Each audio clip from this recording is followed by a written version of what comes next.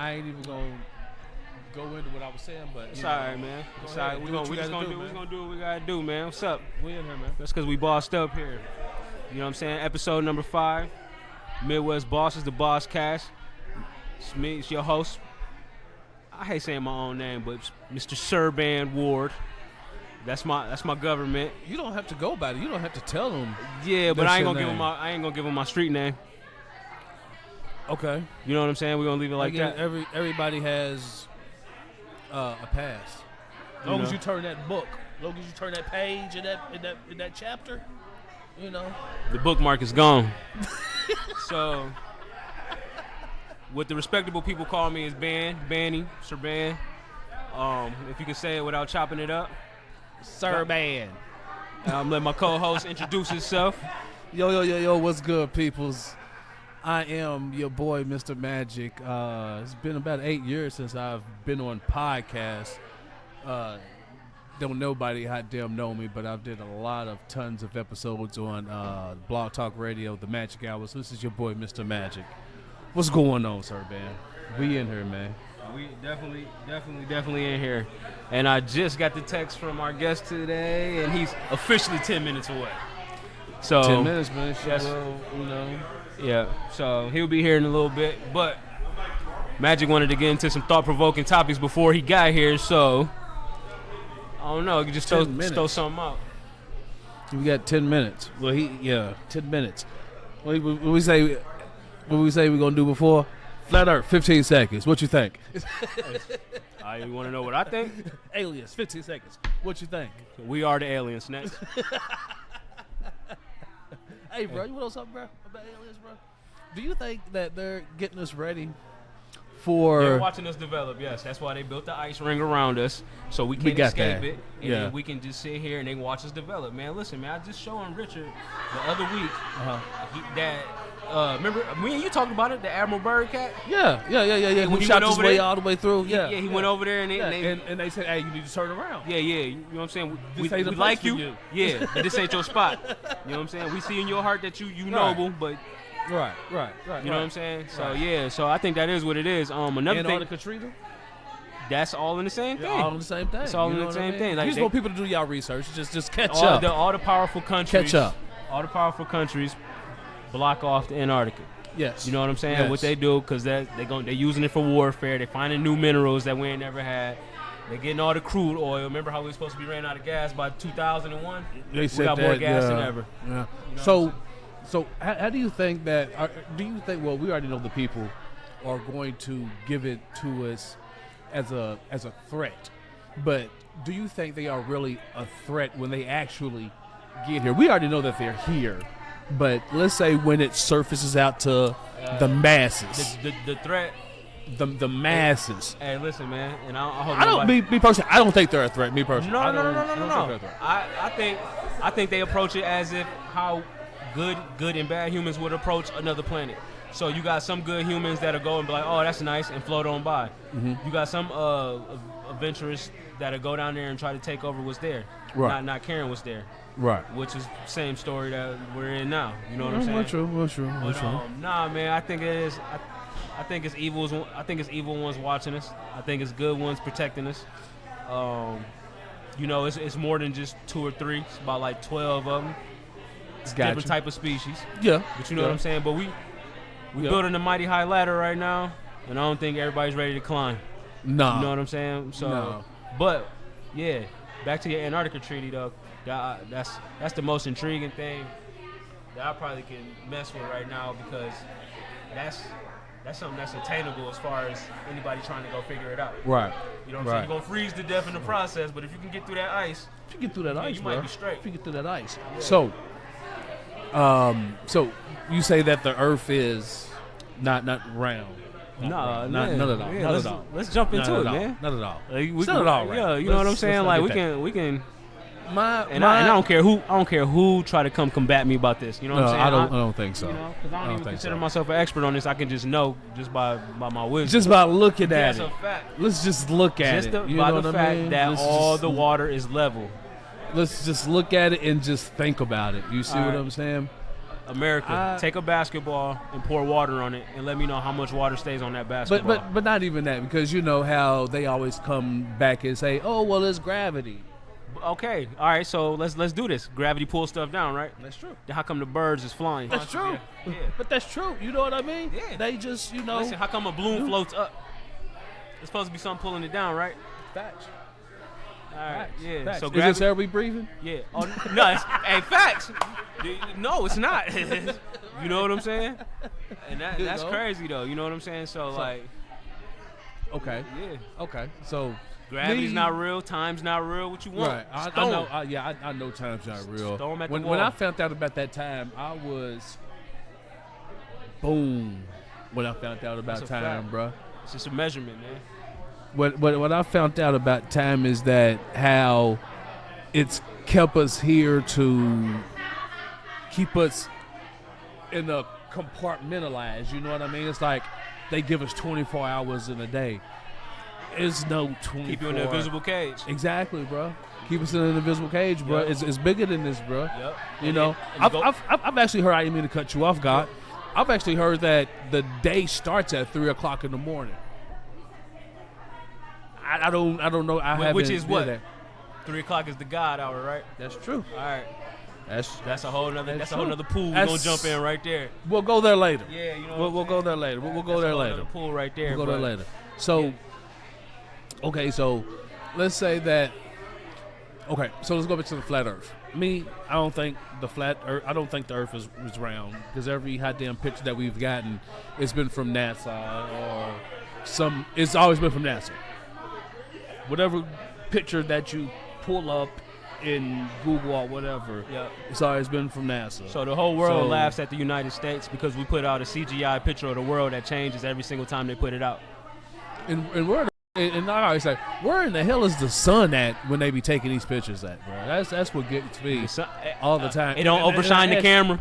Like, when I ask people that, I say, okay, every time that we see that, but I'll get there later. But every time that we see this Earth, you see what I'm saying? There's no sun. Where is the sun, God? Where is the sun, man? Thank you. But we all know that. Yeah. Same with the moon landing. So you know, if Neil Armstrong is that guy, then the cameraman got to be that guy, because he was the first man on the moon, right? Facts. Let's be honest about it, because the cameraman was there first to get him hopping off the rover, right? What comes first, the chicken or the egg? That's a fact. You know what I'm saying? But shout out to Paramount Studios for the moon landing. You hear me? They made it look fly. Yeah, they did. They actually have a picture out to where that they have it digitalized. I don't even know that word. I think it's the right word. Yeah. But it's like they peel back the pictures, the frames, the lens, the pixels or something like that. Yeah. And they were actually in front of their actual building from where that they were doing or having tests about this whatever. I didn't know that. You haven't heard that? No. It's worth for Google. I wish soon probably we'll have like pictures of the shit behind us. Yeah. You know, just showing, hey, because I always like to give people, hey, this is what you have to do. This is what you have to. I'm giving you this to actually look at, because a lot of people are waking up slowly but surely. Mm-hmm. You know what I mean? But it's too late. It's too late tomorrow. It's that, and people don't want to accept this knowledge.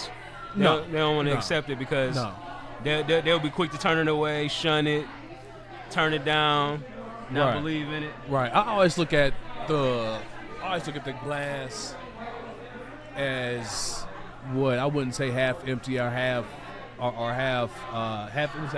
or half full or whatever. But I just like to look at everybody's point of view. You see what I'm saying?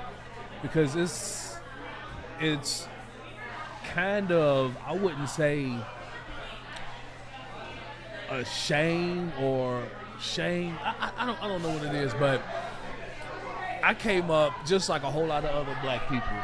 Came up in the church home, the Southern Baptist, or they're not even Southern Baptist, just Baptist period. You see what I'm saying? We grew up, we came up, and it's been taught on us past past traditions and stuff like that. So then it's like when I was little growing up, I used to go to my grandmother a lot with Bible stuff, and when you always questioned it growing up, you can't question it.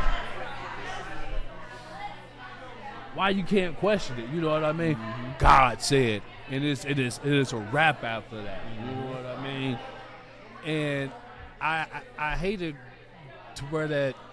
I don't think I hated it, but it was more of okay, it is what it is. Growing up, it wasn't too much. Until actually, I want to say when I actually was aware of it, I want to say 9/11. 2000, what's that? 2001? 2001. Yeah, 2001. That's when a lot of stuff opened up for me, bro. Like, well, it would have. I mean, because you went to war, you went there and seen that God wasn't where you was at, bro. We wasn't supposed to be there, yeah. Bro. Like, you know what I'm saying? You know what what that book say versus what y'all was out there doing contradict the heck out of everything. The whole ball game, bro. Yeah, you know what I'm saying? It was a different ball game, bro. When I actually went out there, and to take it a step further, where you was out there fighting at is the quote unquote Holy Land. That whole section. You know what I'm saying? Right. And that's why it's the most conflict there. You know what I'm saying? But what my uncle told me a long time ago, you know what I'm saying, and it stuck with me to this day. He said, it's one God that's in the church. The rest of the people's God is gold, oil, and drugs. That's what make the world go around. You know what I'm saying? And that's heavy right there. Boy, that's heavy. That's stupid heavy, though. You know what I'm saying? Heavy. Because it's prevalent to this day. You know what I'm saying? Right. Like, for real. World don't go around there. And people always ask, and is there a God? You on that diving board jumping up real high right now. Hey, it is. It just ain't what everybody think it is. That's what I think it is, too. You know what I'm saying? That's what I think it is, too. Don't ever think it ain't nothing extra that put us here. We ain't. Right. And I tell my daughter this. I tell people like this all the time. Yo, we ain't harvest on no trees, G. Nah. You not picking humans out of no ground. What up, something? What up?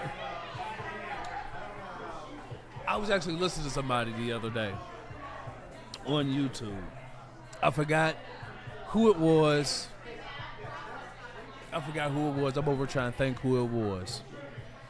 But they were talking about, because you said picked. We weren't picked. Yep. And they said that we came from mushrooms. I stopped it right there because it's how they said it to build up to it, to say mushrooms, and I was like, mushrooms. And they were just going back to say, hey, what was the oldest living thing here? Minerals. Then you got your trees, earth. Yeah. You know what I mean? I'm talking about actual earth. Your sands. You know what I mean? All that shit, bro. After all that magma stopped it boiling, everything was rocks. Then the cool air, then the darkness. The darkness brings mold. And then when the light comes, that shit grows up out of there. Right. You know what I'm saying? Right. Good, man. Right. Class is normally on Tuesdays and Thursdays. But well, we got to give it to them from time to time. Midwest bosses class. And again, America, this is an entrepreneur podcast. This is an educational podcast. This is a business podcast. This is an entertainment podcast. Anything that you bossing up in and excelling in any part of your life, this is what the podcast is for. We will talk like this on this podcast from time to time, but right now, this is just a little warm-up banter right now to, for our guest, because our guest is kind of deep like this too. He's on his way. He actually just gave me a text and say he's finding a parking spot right now. So we just warming up right now. So I don't know if Rich is gonna throw this out here to the world, but I don't care though. You know what I'm saying? I don't care. So we'll see. It's whatever. That's whatever. I hope he does. I told my wife I was her, so you got to throw this out. Yeah, you got to help me out, bro. Yeah. So he has to throw this out there and say, "Hey, Magic was here. He wasn't." Well, Mrs. Jackson, he's on audio and he's on video recording. Yeah, man. So please don't get him in trouble. Yeah, don't get me in trouble. I'm here. I'm here. Yeah. I'm here. Because it's. Oh, let me stop. Let me be professional. Yeah, man, you gotta be professional. Yeah, God, really. So good though. Yeah, that's what I'm saying. That's what I'm saying. But to piggyback on what you were saying though, man, about being educational and stuff like that, bro. We just have to be aware of everything that's going on around us, man, and just sharpen up our mental. That's a fact. To everything, you know what I mean? If it comes down to business, if it comes down to entertainment, if it comes down to financial, we have to sharpen up our tool every and each direction, even if it is religion, if it is spirituality, if it is. That's a fact, yeah. We're here to grow. Because we got left out of so much, bro, and we just now getting the information. We just now getting it. Exactly. We're here to grow our mental. Yeah. You know, it's about something about like the chakras. You know what I mean? We'll probably talk about that sometime in the near future about your chakras and stuff like that. How the Kundalini energy, gotta activate it. You see what I mean? We have to activate it. You see what I'm saying? And again, like I said, it's in many ways, but we have to be above what's going on. One thing is social media. This phone, bro. It's a bad mamma jamma, G. It's phone is something else, bro. You know what I mean? Yeah. This phone is man crazy, is here. man. Okay, my man's is here. Okay. All right. There you go. It's good, man. What's going on? Jumping in California today? What's going on, bro?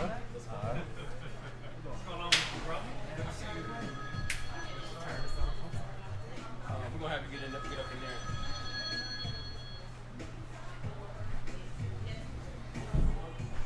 Y'all already live or what? Yeah, we already live. It's all good. Impromptu, that's you know. I love impromptu shows. You see what I'm saying? It gives us the real. You see what I'm saying? It shows that you was in a rush here because you have sweat on your forehead. So he was trying. My man's was trying to be here on time. He was rushing. You see what I'm saying? You know. All right. Yes. All right. So it's all good, man. So go ahead and introduce my man's, man. Yeah, man. So now, you know, I'm gonna have a different way of introducing him because, man, I like how the world brought us to this guy, man. So we was just out. Just walking around 4th Street, right? You don't mind, dude. He could talk. I don't know. So and we were out looking for like places to reside the pod and all of that. And we just happened to walk by him and we walked straight to him, man. And he was like ready. We didn't even have to ask him nothing, man. He was just right there, dog. And he threw these books our way, man. And I like in my phone I call him Bushido Brandon. You know what I'm saying? That's what I'm saying. Yeah, for facts. I ain't never seen no stuff like this before. This for the kids or adults? It's for us, man. It's for us? Yeah. Oh, so you got the adult version probably. Oh, okay. They're all adults? They're all adults? You I have mean, the kids? thing is, kids can't look at it. Okay. But the reality is that, you know, it's about us getting our minds right. And I personally feel that art is an opportunity and a vehicle for us to really be introspective and reflect upon our own thoughts and understand exactly what we've done in the past that we want to change and how we're going to change things in the future. Right. So the art for me is the opportunity to heal. And the books themselves are made for people that have gone through stuff like I'm gone through and am going through, right? Because no matter what, all of us want to go through hard times. Every single one of us. We're not immune to it. Doesn't matter if you're black, white, rich, poor, male, female, whatever, you're going to go through a situation that's going to test you. It may be when you're young, it may be when you're old, but you're going to have a situation that's going to test you. Money is not a barrier from that. You have all the money you want, all the privilege you want, but what are you going to do if your mother passed away? Right. You know what I'm saying? There's things that you're going to go through. Yep. And so the books for me became a vehicle to demonstrate to myself the process that I had to go in order to progress. So each one of the books is actually a reflection of what I'm going through at the time and what I'm seeking to overcome. So on one hand, you know, it is a reflection, but it's also aspirational. Yeah. I'm not 100% where I want to be at yet, but, you know, somehow or another, these books became a vehicle to take me where I'm going to be at. And I give all thanks to the Most High for that. So in my eyes, like, this is like It's like a form of like vulnerability. Is that helping you? Is that like getting you through? Yeah. Like you putting this out to the world, is that like helping you, you know, navigate through what you're going through?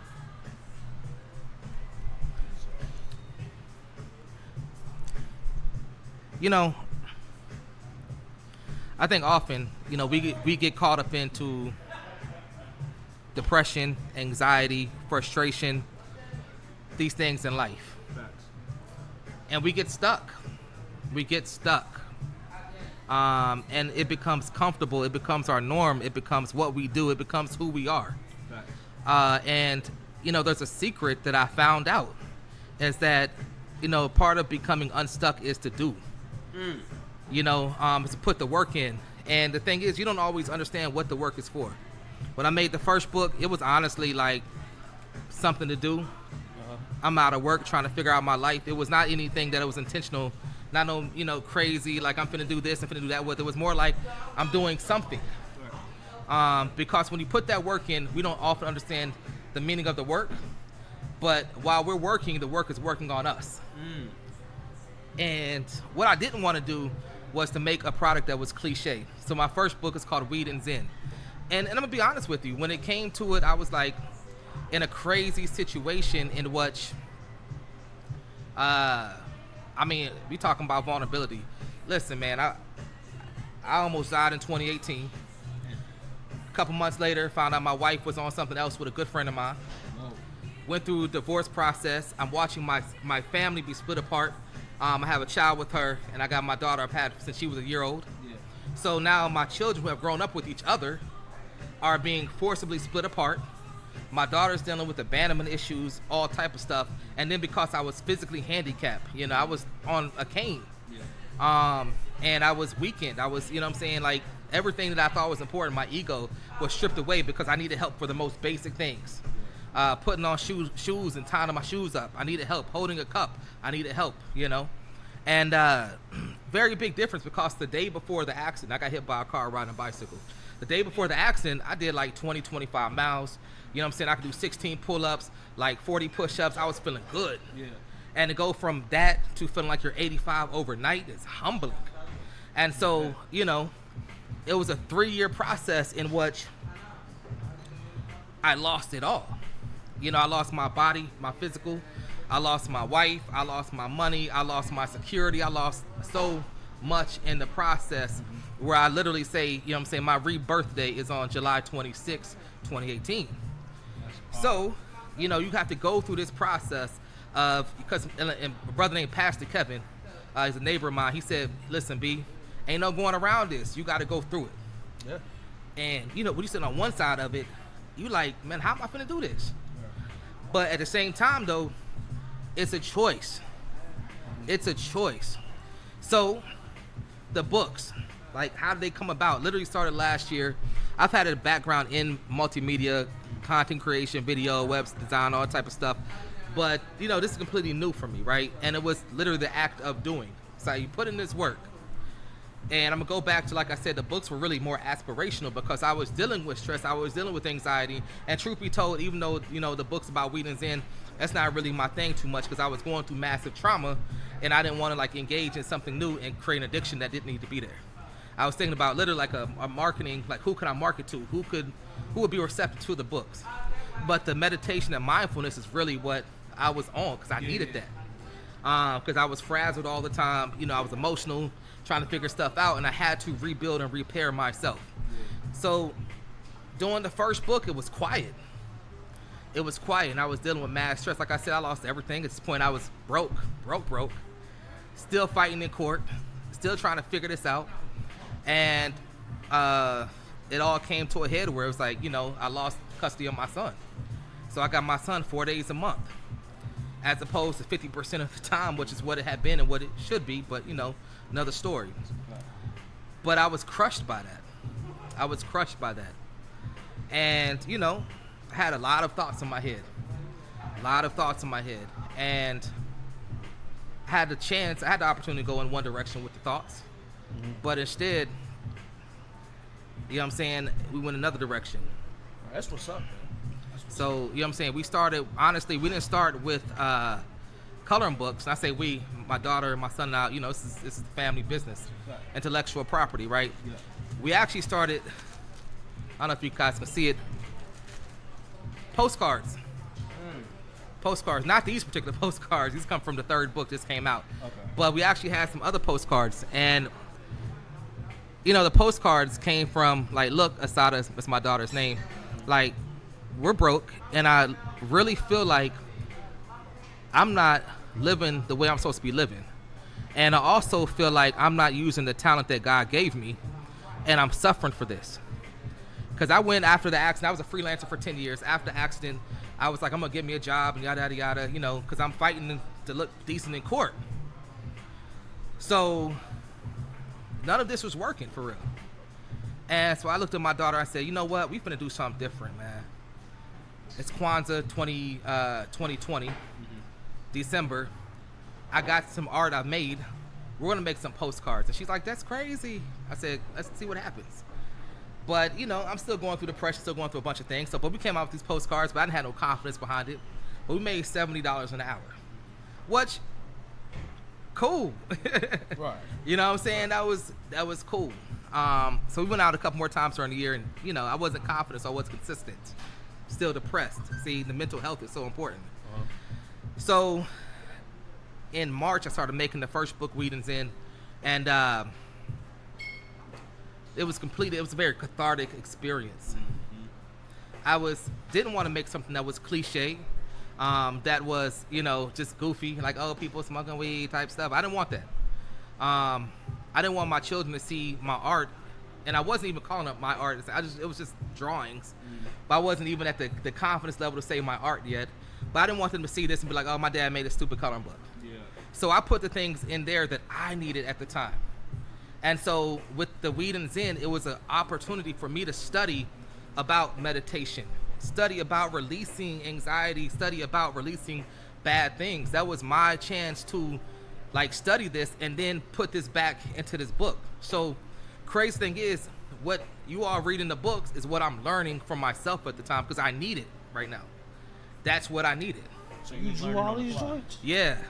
So I wasn't really drawn before, but if you go to the first drawing, and I kind of cringe at some of these things, but cringe for what, man? Because it's hot, bruh. Because, you know, as an artist, you see yourself in one way, and then you see yourself progressing. You look back at your whole work, like, I can't believe. But I give thanks. And I was like, you know what? I'm gonna put my very first drawing in there, which is that picture right there. This is dope, man. And I would show the people, but they have to pay to see it. Nah, let them see it, you know. There it goes right here, man. It's a dope picture, man. This is your first one? That's my first one I did. Okay. And so within 30 days. The reason I asked you about the old, I was like, is this adults? Because you had some.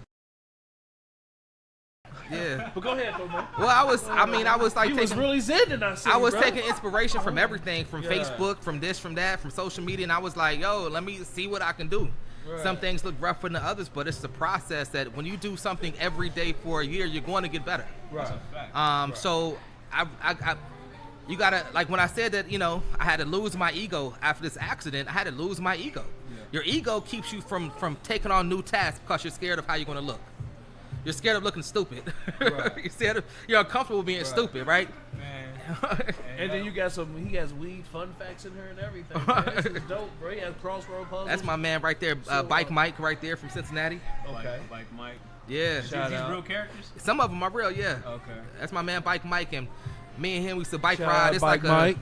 Like this black bike hood philosopher, you dropping knowledge, man. He take me on bike rides 2 o'clock in the morning in Cincinnati.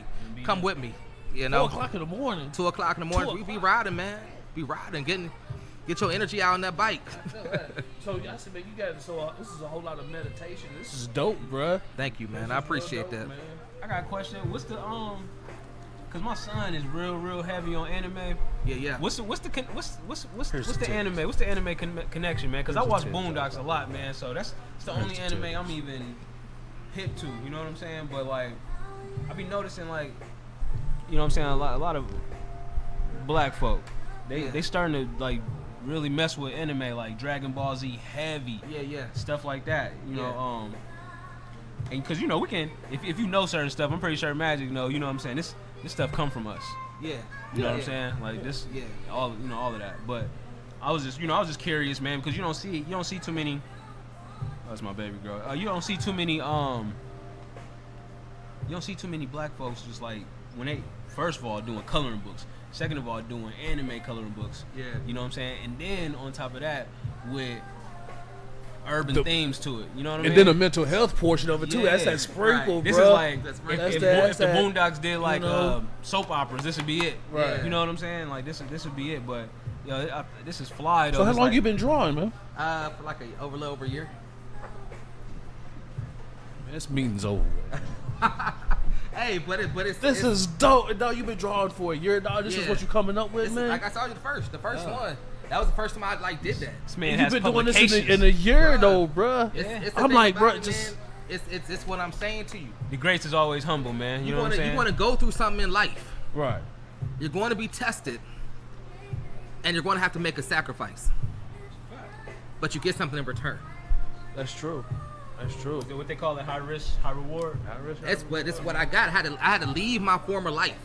See, you know what I'm saying? For 3 years, we in depression. We dealing with all these issues because we are holding on to something that's no Right. longer meant for us. I wanted this life so bad. I wanted my wife back and all type of stuff, but it wasn't coming back. And the thought was poisonous, man. You see, you know, the reality is that when we hold on to these things that's not meant for us, we don't make room for the things that are meant for us. And with toxic situations especially, man, listen, like I said, my rebirth is on July 26th, meaning I died. I didn't physically die, but my life that I knew died, and I mourned that for 3 years. And it wasn't really till I came to Louisville that I was able to release that all the way. Gotcha. So, you know So what you I'm not saying? from Louisville? I'm born and raised here. I'm from Berrytown, actually. Okay. First 18 years of my life. Okay. I moved to Cincinnati in 2000, go to school, sit up there for 21 years, have my family, have my whole adult life up here. All right, we're gonna pause right now because this man, I'm thinking this guy is only about 25. He done said 18 years here, Yeah. 20 years here. Yeah. Give thanks, man. I just hit 40 this year. Give thanks, bro. Give thanks, man. Man, Thanks, eat your bro. vegetables. Eat your vegetables. Hey, man, want some, bro? I have changed up my whole diet, Hey. bro. Dog, since like I'm 42, I think. I forgot my age, bro. I always Yeah. forget. But I changed up my whole diet, bro. Like I stopped eating meat. Yes. Um, Yes, absolutely. I eat more vegetables. Absolutely. more- That's what I'm yeah, talking bruh. about. I Yeah, mean, bruh. and I put that in here. Look, I mean, I put little secret messages in the work because I have been fortunate enough to be a vegetarian for the past 5 years. That's what's up. And The medicine right there. Hey, Man, bro, you want listen. something? Want something, bro? I still go back to meat though. I ain't gonna lie, but no red meat, like No doubt. No you know, doubt. hamburgers and all that other kind of it's a process, man. poisonous steak and stuff. I got rid of all of it, so I just eat chicken and fish now. Well, so I put little things in my work, like, you know, go vegan, like put it in your head, like, Yeah, yeah. let's quit eating these animals. yeah, And so part of the thing was just that, you know, after the accident, and so much is based around this accident, and it's crazy that I'm in a place where I'm thankful that it happened. right. But, you know, here I was handicapped. Mm-hmm. They told me, hey, you're going to be limping for the rest of your life. You're never going to run again. I'm just like, never? Never, that's a big word. So my shoulder was like 75% torn. So I literally had no movement. I had to pick my arm around to kind of move it around. And I had 2 broken legs, torn ACL, torn meniscus, as well as like just abrasions. I don't know if you see my crazy eyebrows. And, you know, I tell kids I was fighting a tiger right here, but you know what I'm saying? Good story. Hey, but check this though. I made a vow. I said, God, listen, if you give me my body back, I promise I won't never eat an animal again. I'll do my best not to do it. I mean, sometimes things happen, but I'll do my best not to intentionally eat another animal again. Right. And I got my body back. I'm not at 100%, but I'm like at 75. I'll take it. Right. You know what I'm saying? Right. I'm not limping. Right. Last time you ate an animal, sir? It'll be 2017. That's I had what's some up, fish. boy. I had a piece of fish when I was in Costa Rica with What's my up? kids, man. That's what's up. Bro, they have stories now, man, about people. I forgot the name. I think it's called breathing or something like that. Do y'all's research on breathing. There's people that's called breathing, and Yeah. they eat air or something like that. Yeah. They haven't eaten in like years, Yeah, son. breatharians, man. There you I know go. some There folks you in go. Cincinnati, man. They run off like this sunlight combustion system. It's like kind of amazing. And I'll be like, for real. And I mean, I know people that done this for like 15, 20 years. See what I'm saying? Right up See in what I'm Cincinnati, Ohio, man. You can go without food. We're not Yeah. even supposed to be. Are they going without water though? Some of them do. Some but, people do. You know what I'm saying? Some people do. Some of them do. I've been seeing stuff about that, and I was like, oh, really? You could go with that food, and they tell us we supposed to eat and all this other kind of stuff like that, bro. We are gods, bro. Though, like certain countries, we can't digest some of the food that's on their palate. Like we go deep off into South America, we can't eat and keep up the food that they eat. Like some of them, like an organic banana with them seeds in it. Yeah. Most of us can't keep that down. No. You know what I'm saying? Because our palate ain't ready for that. You know what I'm saying? And we so westernized over here, bro. It's colonized. It's a shame. It is a shame. I mean, bro. but that's how it's supposed to be. You know, like this is kind of going back to some of the lessons I've had to learn. You know these lessons intuitively. You know these things intuitively, but it's kind of beat out of us that this whole reality is straight imagination. It's a fact. You know what I'm saying? This is all made up, and the cheat code is that you do what you want to do. Facts. You know what I'm saying? Because people that make the rules don't follow the rules. Facts. Oh, you know what I'm saying? Fire over here. So it's like, give me your mic too. so that's what I'm saying. That look, you know, we're in this idea. The second book is called Hustle and Motivate. So Weed and Zen was about me letting go of certain things. Hustle and Motivate, named after the brothers. You know what I'm saying? Nipsey Hussle, an homage to that man for what he was talking. You know, Nip, one of the greatest. Yeah. But I started to believe, like, understand, like, I'm in my second life right now. Right. See, my life was over. Had to let it go. Louisville made me an artist and helped me to realize, like, I'm in this second life, so what do I want in my second life? Right. And, you know, when it comes to that second life, you got to be intentional about what you want. Many of us are just say, oh, this sounds good. That, you know, maybe this would be cool. This would be great if that happened. Well, I want $1 million, want a beautiful woman. Whatever. No. Because you manifest the things that you want, whether you like it or not. The thing is, I wanted freedom when I was married. I thought, but I imagined it with me and my wife and my kids being free on an island. That's what I imagined, but I was not intentional. The universe gave me freedom, but it was painful in the process. Yeah. So now, I'm being very intentional about what it is I want. So Hustle and Motivate is honestly about self-reflection, about understanding what things are you doing, what are your habits that you're doing on a daily basis that are keeping you from your goals. Yeah. And replacing those with habits that move you towards your goal. Right. You know, so in this new life, man, I want financial security. I want my children and myself to be mentally and emotionally and physically healthy. I want to travel and see the world. I want to connect with brothers and sisters like y'all. Right. Like y'all part of my manifestation, don't even know it. You know what I'm saying? Like y'all don't even know. Y'all part of my manifestation. I spoke about this a while ago, a couple months ago. I want a wife. Right. You know what I'm saying? I want a wife. And, you know, these things I want in my life.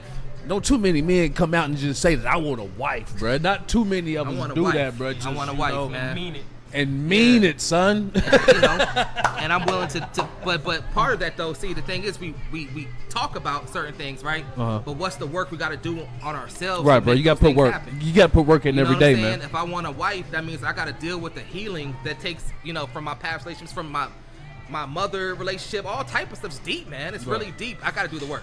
If you want $1 million, you got to do the habits. You got to do the work. It's going to take you to get to that. You can't just say it.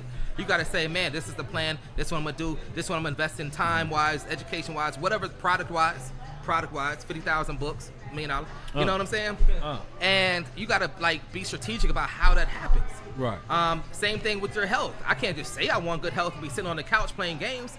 I got to go out there, work out. I got to eat good, drink water, go to sleep, get sunlight. Not be around stressful situations and people. You gotta take care of your avatar, man. All of that. Gotta take care of your avatar, avatar, you know man. what I'm saying? Hustle and Motivate is straight up about what habits do I gotta create in order for me to manifest a life that I want. Right. So at the end of the book, I write, this is what I've learned. This is what I'm learning. Manifestation is not magic. It's habits.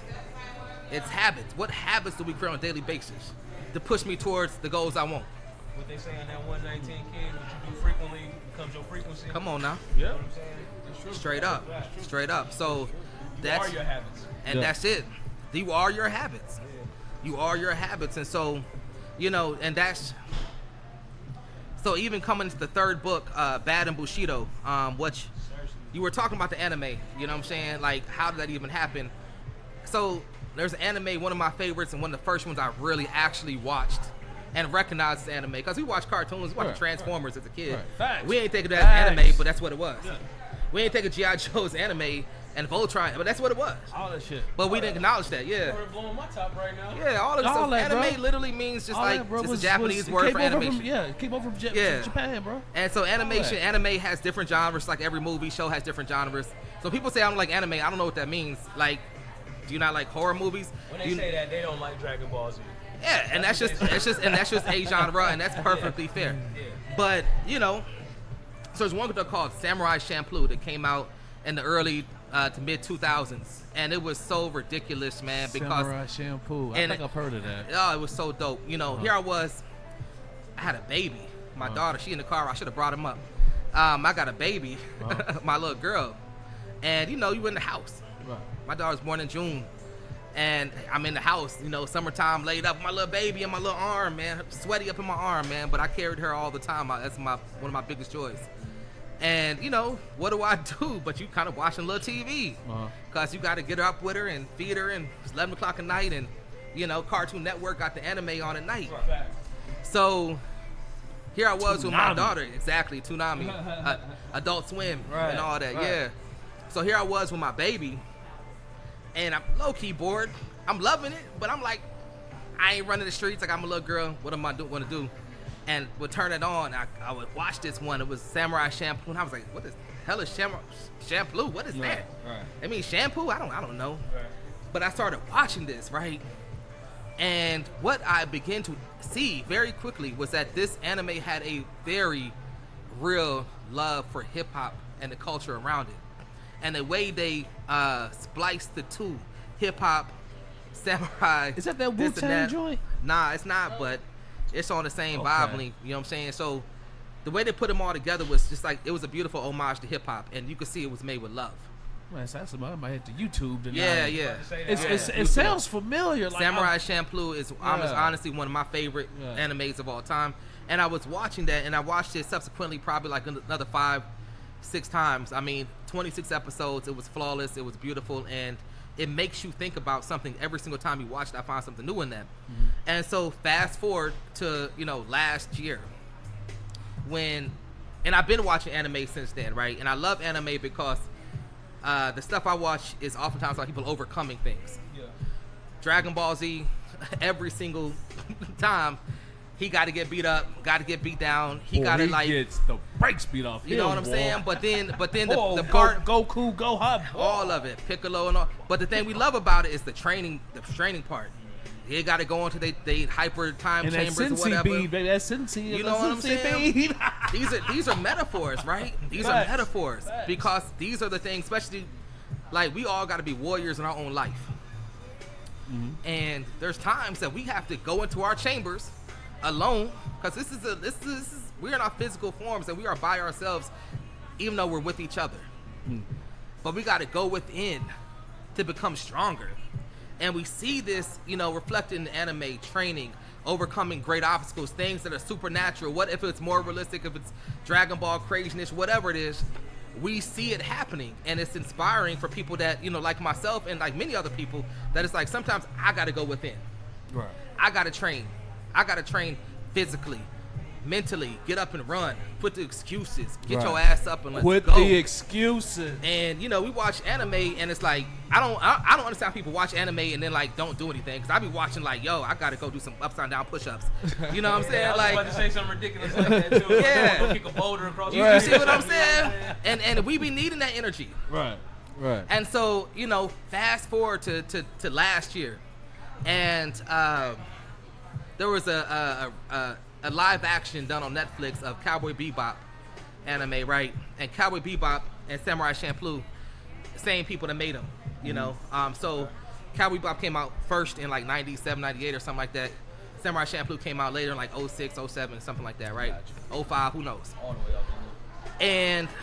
And talking about the reboot, this live action, people started talking about Samurai Champloo. Now, I do have an homage to little Samurai Champloo and Hustle and Motivate, but it really reminded me, and I said to myself, like, hey, what if we were in it?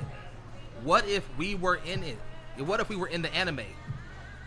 And so I made this image, and I remember making it, and I really based that particular image off of the Kill Bill cover.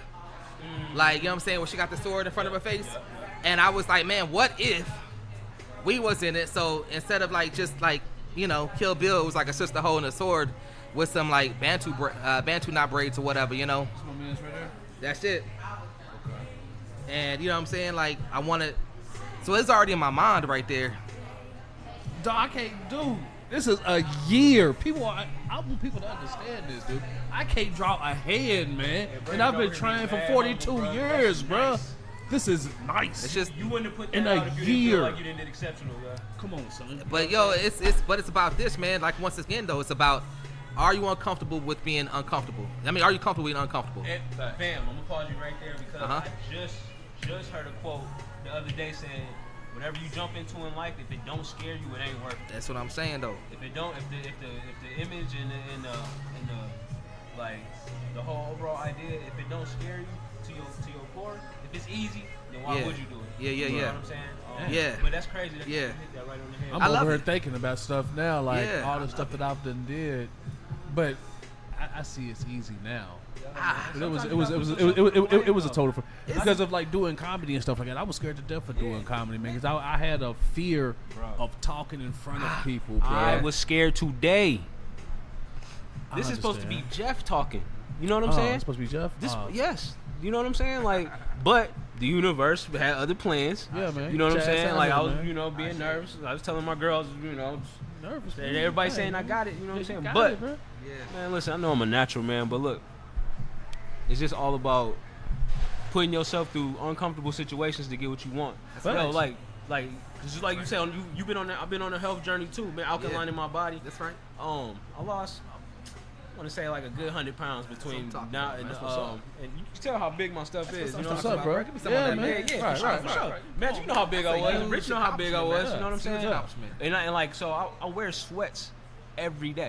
You can Uh-huh. ask my girl. I wear a hoodie to work, sweats. And, I you know, remember it's them hot. joints. Yeah. Yeah. Like to this day, I still wear it, bro. You know what I'm saying? Like, and it's just a sacrifice that I'm taking to get where I want to be. I Right. force myself to go to the gym, bro. I don't be wanting to do.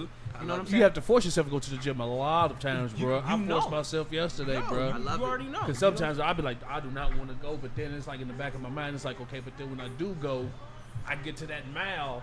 It's like, I love it. yo, I love that mouth though. I love But it. listen, that run is I got high. two. That run is I high. got two. Yo. That's what I'm saying. Go ahead and do a third one. Yeah, I got Yeah, I love it. I love and, it. and that's the point where you got to get to, because your first go around in the gym, you don't want to go, but then I get to the point where I'm to the point now where I hate missing it. Right. Exactly. You know what I'm saying? Exactly. And because you don't want to lose those gains that you get. You know what I'm Yeah. saying? Yeah. You miss a couple days and you just feel like crap. You know what I'm Right. saying? Right. It's an awesome feeling. Yeah. And to me, that's an awesome feeling right there. And it's like, you know, intuitively, we know that we're going to feel better after working out, right? Yeah. But you know, we come up with these distractions. You know, and for Bad and Bushido Volume 3, it's about really tapping into that warrior energy, right? And if we can become 1% better incrementally on a daily basis, You doing something. who will we be in a year? That's what. Thank you, man. Who will we be in a year? A short year. So I heard another quote, you know, and this is, you know, it's look. We take on other people's motivation to be able to bring the motivation out ourselves. Yeah. One quote said, like, if you work 6 months of effort can lead to a lifetime of success. Fact. You know, 6 months of effort, intellectual property, 6 months of effort, you know what I'm saying? You're physically healthier, mentally healthier. 6 months of focused effort can open up so many doors. Right. You know, and it's like when you go to that gym, yeah, man, that first day, woo. Hey, boy. You know, that first day is hard, man. Taking 10 steps. Yeah. Taking 10 steps is hard. Yeah. But, you know, in 2016, I was so out of shape, I could barely do 8 push-ups, man. It was horrible. 8 Right. squats. I was so sick that, you know, out of breath, out of shape, this and that. And I remember me and my boys, man, you know what I'm saying, good brothers, we would go out to eat all the time. And we go eat chicken wings and pizza and hamburger and junk like that. And the reality is we was all depressed. All 4 of us were depressed. and we were all eating our depression away. And I had to like honestly break away from that, and this is my boys to this day. But I had to break away from that because I'm like I'm dying here.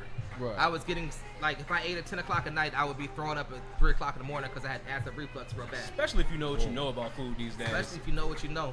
It's But, hard. So 2016, I started like just working out, taking steps. You know, I started watching a guy named C.T. Fletcher, who I don't know if y'all ever watched that brother. I never heard of him. That's my spirit animal, man. That brother's my YouTube mentor between C.T. Fletcher and David Goggins. You know what I'm saying? Like they get your mind right, I bro. never heard of him either. You check know him who out. Rich? C.T. Of course, Fletcher. Rich would. Okay. He ain't on no punk stuff. He gonna talk to you like, you know what I'm saying, let you know what's up. Yeah. Same with David Goggins, you know, about becoming mentally hard. Right. And Right. you know, you take that first step, the first day. First 2 or 3 push-ups, and I thought I was about to die, heart racing, about to pop out my chest. But it gets easier. Yeah. Right. It gets easier. Right. That first, you know what I'm saying, steps, I'm walking slow. But, you know, afterwards, Right. it gets easier. So we go from 100 feet barely doing it to 10 miles. It gets easier. Yo, I think like the hurdle is for everybody, man, is that everybody be wanting.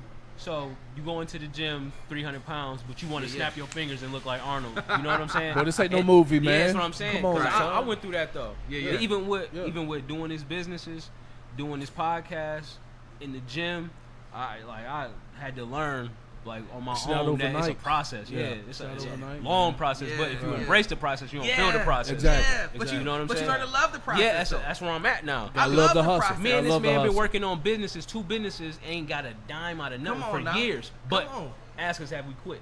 You can't, bro. You know what I'm Shade. saying? You can't, Because bro. if we quit, we're not gonna get what we want. Right. Yeah. And Right.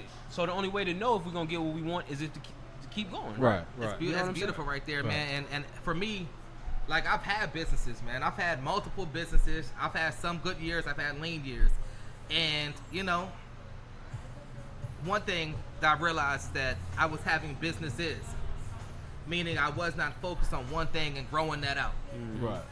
Second, you know, you get discouraged when you don't see success. And fact. you know, this is That is a for fact. all of us, man. You think it's And, more of an attention span, though? it can That's a be. fact. It can be. But Yeah.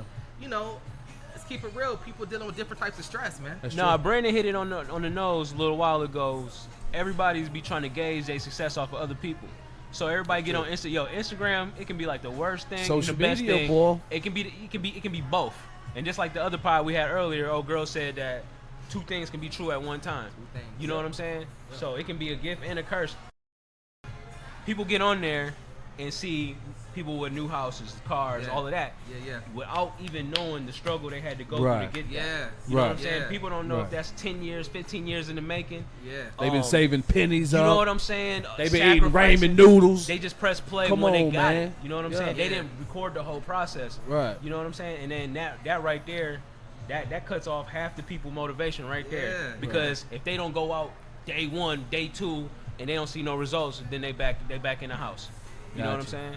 Yeah. And that's because that's kind of like alluding to what Magic was just saying. Because now I just seen a study that said our attention span went from 10 years ago went from a minute and 30 seconds. It's 8 seconds now because of a phone.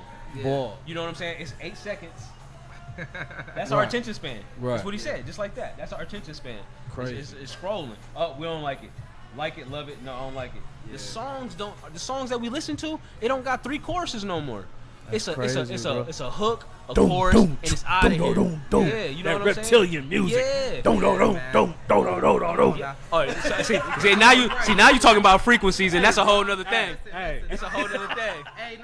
But for real though, that lower vibrational music gets into your Yeah. spirit, That's a and fact. you hear it Hey. over and over again, and it does things to you. So I hate to, you know what? I don't hate it. You know what? Listen, I love what I was given. I'm gonna keep talking about Yo, it. You know what I'm saying? this- So it's why I put a playlist inside of the book, You sure did. because what happens is that when you listen to low vibrational music over and over again, you become low vibrational. You become a person that where murdering your brother becomes a possible option. All right, bam, stop it right there. Go ahead. Because the lower vibration, if you go back to African times, that's warrior music.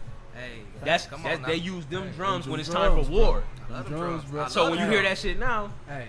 people Facts. get ready to go drill and all of Right, that. right. So yeah, that all has a purpose. Everything is just being used wrong today. Yeah. You know what I'm saying? But y'all gonna have back. Nah, you want something back? Because Rich is like, hey, we got cut out because we do. We good? Okay. No, we good? We good? Okay. Well, I'm going to have to go here in a minute. But Okay. I think he was just telling me. He was like, hey, I think you got to go, son. You got to go. Yeah. You Yeah, got to go. Yeah. So I probably, I know I do have to get up out of here in a minute, bro. But I was about to say something, bro. But I did want to piggyback on what you were saying, though, bro, about bringing out stuff that manifested and stuff like that. Yeah. Yes, man. Because I did podcasts like 8 years ago, bro. I was doing podcasts.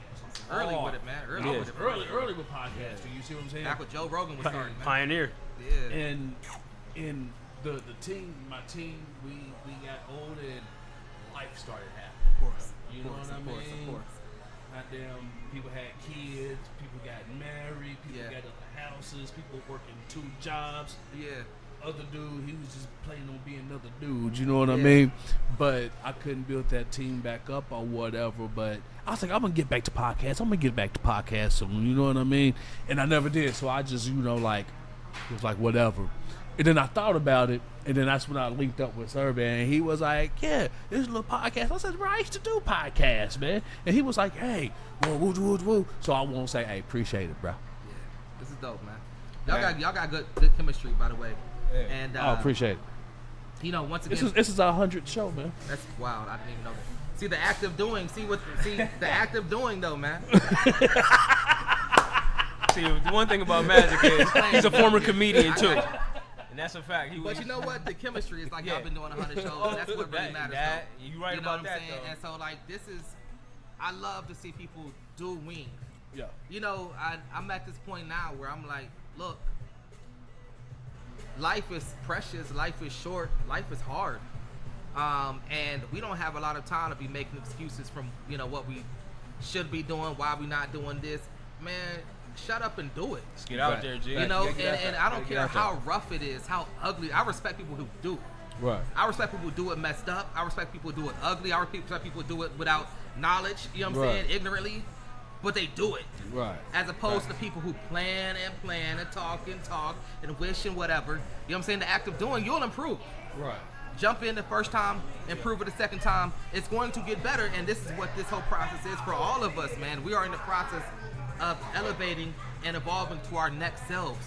And so we got to have that positivity around us at all times and manifest it, not in just that, okay, we want to make a podcast, right, but you manifesting, you know what I'm saying, that you want to figure out how to market this podcast. Right. You manifesting that you might need to have a marketing, actual marketing team that's doing paid advertising. I'm working this myself. Yeah. To, you know what I'm saying, like right, that it might cost a couple $1,000 a month or whatever to get you where you need to go. But man, you put that couple $1,000 ROI on somebody that knows what they doing. Return on investment, you know bitch. what I'm saying? Return on investment. Then I'm working on it to myself. That's why I'm talking about Yeah, it. it's a I'm fact. like, how much y'all want them? $5,000 a month?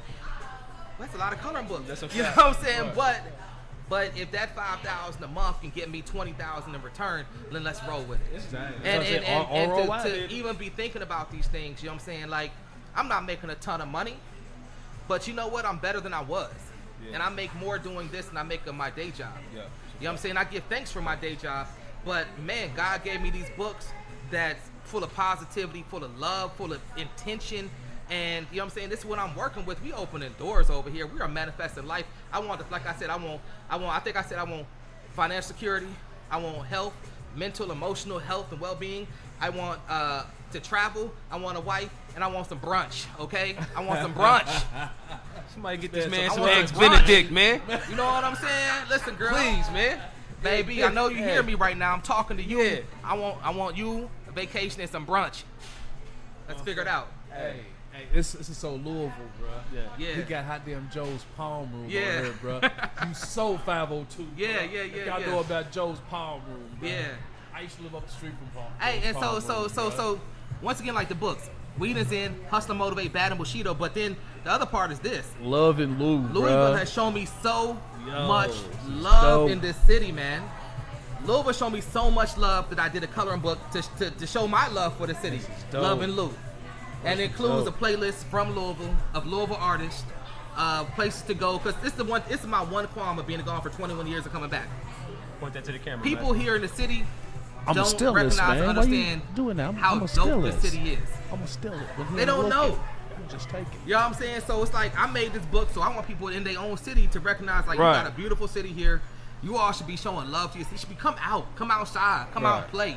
Let's go bike ride on this flat city. Ain't gotta do a whole bunch of hills. Let's start businesses and go to shops. Go to the Black Jackie Lounge. Let's come here to Grüv. You know what I'm saying? Right. Black-owned establishments. Let's just get around. Shout the out to city. the Grüv Lounge. Absolutely. 100% beautiful location here. My second It's time just coming beautiful. through. It's just beautiful. This is my first time coming, bro. Yeah, it's it's a beautiful, dope spot bro. right here. And we're actually recording inside the Grüv Lounge, inside of the Champagne Lounge. Yeah, the Champagne so Lounge. you know, it's an Why exclusive we ain't room. get no and champagne, bro? Huh? Where's the champagne? We supposed to be pumping champagne. we didn't know what Brandon was on, and No doubt. Come on, man. you know, We supposed to I have think midgets and everything up here, bro. yeah, Like, buckets of ice and all of that. all that, But bro. just We like ain't you supposed to said, listen to though, small if we're not people. putting no I champagne can't- up yeah. here unless we getting paid for that. That's true. That's from the Book of Magic. You know Man, what I'm saying? forget that. I can That's bring true. a bottle. It's no. We manifest the opulence. You see, I'm trying to tell you, don't cut your blessings off, man. Hey, Sometimes I you like gotta the way go you ahead and said spend that money. And I'm gonna say this: my sister Alma Garces, man, she taught me this lesson: is that B, you are mentally locked up. And you scared to spend, and when you scared to spend, you ain't gonna make what you're supposed to make either. That's facts. And so I started like having Scared to money spend. Scary Don't money make don't it. make That's no right. money, Hey, baby. boy. Sometimes you gotta spend it when you don't got it. I know that's bad financial information or whatever, but I'm gonna try and tell you, man, when you know you're gonna get it, Right. go ahead and spend it. Y'all got y'all women out here, spend on them a little bit. Right. You know what I'm saying? Like take that trip, eat that breakfast, that brunch or whatever. Go to that restaurant, have that time of your life. Don't do it every single week. My That's the man other reason why wants I'm some doing brunch. podcasts. Don't do it every single month. Facts. But go ahead and have a good time. Enjoy your life, because I'm telling you right now. You only got one, first Man, off. and when you 80 years old and you got $2 million in the bank, Can't do nothing. Can't do you know nothing with what it, I'm boy. saying? You should have used that 2,000 in the bank and take your girl out, take your kids out. So that's all I'm saying. So Facts. we manifesting all of that right now. Next time I come back through, I'll bring a bottle. I'll only be sipping, but I'll bring a bottle. And I mean, it's about us creating a life that we want, and we taking those steps day in, day out. That's a fact. I love it, man. I love the energy here, man. I love Louisville. I give thanks to this city. Oh yeah, I This love. city I love made this me city, an man. artist. Like people don't be, they be like, man, why you be so hype? Why? Cause why not? I almost died. I love that. I love it. Why should I be all love it. subdued? Right. Why should we be quiet? My man's his Kundalini's active. You know what I'm saying? Oh, yeah. Like straight up. Love it, man. Yo, our our two guests today, bro. You can't F with that energy, dog. Hey. Right. You know what I'm I saying? love Old it. girl, she I love it. was like, she was out of That's here. what I'm talking you know about. What I'm saying? That's like, what I'm talking Yeah. about, Like she man. was out of here, and she And we was on the have same to. plane. Yeah, We you got got to. You gotta hype have to. yourself We up. can't. We can't keep going down this same You can't. path, bro. You It's, can't. it's like as one dude said. He does a podcast, man. I forgot their name off the top of my head, but he said linear minds think in straight lines, bro. You can't think in those. You can't think in those straight lines, bro. This is too much twisted and turning, bro. You have to do, bro, to Yeah. get to where you have to go Yeah. to, bro. Because nature does what? It don't create no. It doesn't create Nah, no straight not lines, none. bro. Not None, rarely. bro. You know what I'm saying? None, So, dog. Real talk. Straight, you know, that's not even natural. Even, you know what I'm even, saying? bro. Even. I don't even want to go there, bro. Yeah. But I love it. nothing. love You it, know what I man. mean? I But love it. nothing is straight. But the energy, man, like this is you know, you gotta hype your own self up. You gotta believe your vision, even when you're scared to believe it. Like you said, if it don't scare you, it's not even worth doing. Right. You know what I'm saying? And the people I'm looking to bring around me, and I'm trying to be around, are people that have big visions. Cause I'm not here to live small. Right. You know what I'm saying? I ain't overcome what I had to overcome to like live small. Everybody Right. else do what you gotta do, but I'm talking about me specifically. Right. And it's not ego talking. No. It's saying that, you know what I'm saying, I want to manifest something that, like I said, it's about generational wealth. That's- I want my children I was about to say the see same these books thing, and bro. recognize this is intellectual property right here. Everybody This don't is wanna- for the next 70 years, whether you sell it, whether you know what I'm saying, multiply it, whatever you do, this is yours. Right. This is yours, and we eating off this. Because once you create content, it's here forever. It's here here forever. forever, bro. You know what I'm and, saying? know what I'm And I saying? was thinking, bro, some other stuff too, bro. And And I'm gonna tell you, like you said, manifest it, okay? Because I really haven't told this to anybody else than my wife, and I really don't want to put it out there, because the thing is like, you know, Put it out there. I'm gonna put it out there. I'm gonna put it out there. I'm gonna put this out there. But you know how they say, you know, don't tell nobody because they're gonna put the bad energy on it. Put the bad. But see, I'm around good energy. I feel the good energy. That's the difference maker, you see what I'm saying? So so I've been working on actually a book. Okay. That's what I'm talking about. Bring it. I've hardly ever read and stuff like that, but I've read somebody's podcast, stuff like that. They were talking about you have to leave something here to let them know that you've been here. Yeah, what have you done with your life to let them know Magic's been here, Surban's been here, Brandon's been here, Rich been here? What have you done to let them know you've been here? So I was like, well, shit, I did comedy. They know me by that. If they could probably see my face on the poster or something like that, but I'm like, but shit, that's been so long ago, you know what I mean? So I was like, I'm gonna write a book. And so I'm in the process of writing a book, actually. And I'm thinking about with my book, it's gonna be I'm doing a screenplay, I'm gonna do a comic book. Ask him. I'm surprised that, you know, you manifest this right here. Because I'm like, hey, I'm gonna holler at you about this right here, about the drawings up, because my book, I wanna do that. I wanna do a movie. I can't say, but I'm gonna do a movie. I want to do everything myself because I got that Dame Dash mentality, All bro. right. Yeah, Manifest that, and this is what I'm also want to say is this. See, it starts small. It's good you got the big vision. Yeah. But also it takes the small steps. Facts. Right?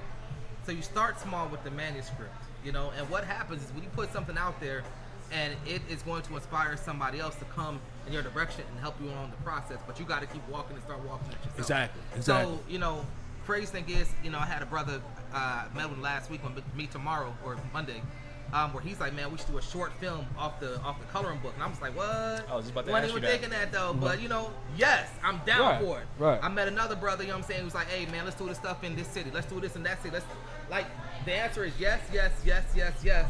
And I'm gonna say so many yeses till I gotta say no. Right. You know what I'm saying? Right. But we start off with the small steps. So man, like that book, see the thing is with books, is that most people don't sell a lot of books. True. Most people don't sell a lot of books, and it's okay. The book, the process of writing a book is actually a very good thing. I'm lucked out. God gave me something in what sells. You know what I'm saying? But it sells because it's not words. People are captivated by the images. That's what sells. Right. So that was like this cheat code that I found, and I give thanks for that. But, you know, books don't sell themselves. The authors sell the books. You know, and so even putting your story out there, see, somebody catches that. And it may be that you're not doing comedy no more. It may be a TED Talk you're doing. Facts. You know what I'm saying? It may be that you speaking in front of like 100 kids about something. Right. It may be that you speaking in front of, you know, corporations about how to motivate their staff or whatever they doing. Right. You see, one thing can open up another door, but the main thing is we got to take that first step and create that first thing. Right. And, you know, most people get stuck in the planning process. Most people get stuck in their ego and say, oh, well, how is it going to be received? Well, what if people don't like it? So what? Right. I don't make art for people that don't like my art. Shit ain't for everybody. You know what I'm saying? Much respect to them, but I got people that like what I do. Right. That's what I'm making it for. Right. You know, and they're going to like something else. And it's all good. There's enough for everybody. So this book that you got in your mind, man, let it out. Tell everybody about it. Keep talking about it. You know what I'm saying? And even people like, man, you crazy, Magic. You crazy, man. You don't even read books. You know what I'm saying? Because what I do know, though, bro, yeah. the more you speak on something subconsciously, your man, body just does yes, it. It does. Exactly, yes, it does. exactly, bro. And it's like every night, bro, I'm actually writing something. Man, every night you writing something. Then that book is coming, bro. Yeah, I mean, this is crazy, but like I wrote, you know, a short story for Hustle and Motivate. You know what I'm saying? Like, a short story is 5,000 words. That's not a lot. No, I mean, a college paper might be 1,000 words. Like, I might do this on a daily basis. Right. But if you write 100 words a day, 30 days, that's 3,000 words. I ain't never think about it that way. I'm glad 3 you months. did that. You know what I'm saying? That's 9,000 words add another month on it, you know, that's 12,000 words. Bro, you got you enough for a small book. A novel's like 50,000 words. Right. I ain't never think about the words like in a novel is 50,000 words. To a man who embraces the process. Yeah. You know, and you gotta love that. You gotta love that process, man. You gotta love that process. I love the process. I love working out. I look like I love working out, but I do love working out. Yeah. But I love the process of learning. Like you were talking about that short attention span. Yeah. You know what I'm saying? That's manufactured, bro. Facts. You know what I'm saying? Because like, truth be told, so many people struggling doing basic things because that attention span's been zapped. Right. We got to reclaim that. Turn TV off. Yo, you know what blew my mind the other day? I went to go pick my daughter up from school, right? Yeah. Everybody came out like, come on, man. Yeah. I never seen no shit like that, crazy, and it's only getting worse, and it's normalized. We couldn't even have phones in school. We was in school. I know I was in school with pagers. Man, the flyest phone that was out when I was in school, pager, that was 12th grade, was a Nextel, first drop. Yeah. I had a time port, a two-way pager. Yeah. And then I could only call people who had that. Man, we just had pages in my phone. That was pages, man. Pages high tech, yo. Yeah, that's what I'm saying. But now 911. Hell yeah. These kids give them codes, stuff like that. Your code is 69. Right. I was a lame. I ain't get no codes like that, you know. But I ain't even have a page. But you're right about that. We both old school. It's all good, you know. You ain't give that code out, bro. I didn't have a pager. I wasn't that cool. You know what I'm saying? But that's the thing about it, right? Is that our attentions are being zapped for a reason. Right. But it is up for us on an individual level to begin to reclaim the ability to learn. Right. To create, to build as men, as women, as families, as communities, to build what we need to build, you know? Right. And we have to sit down and be quiet, alone, and be willing to like just do this for a second. And I mean, it's cathartic. You get past a lot of emotions in that process, but what comes out on the other side, and that's what I always want to focus on.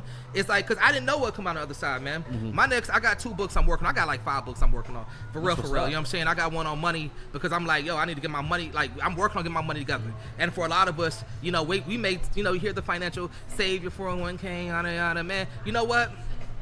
Bump that. You 40 years old. You got a spotty work history. You know what I'm saying? Might have been in jail a couple times. Bad credit.